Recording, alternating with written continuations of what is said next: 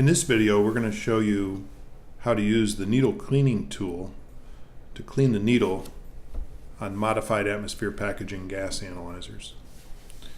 So basically, this is our mini sample coil line. We have a needle here, and we have our needle cleaning tool. It's part number 000888. You can remove the cap, and we have a very small cleaning element there. You can remove the needle from the 25 millimeter filter, and then the needle cleaning tool can be sent down the center to clean this way, and then also to clean through the cross hole of the needle.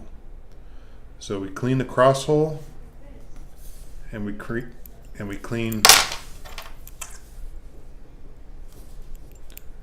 straight down. So you can clear out any contamination in the needle by going this way, and then also then through the cross hole.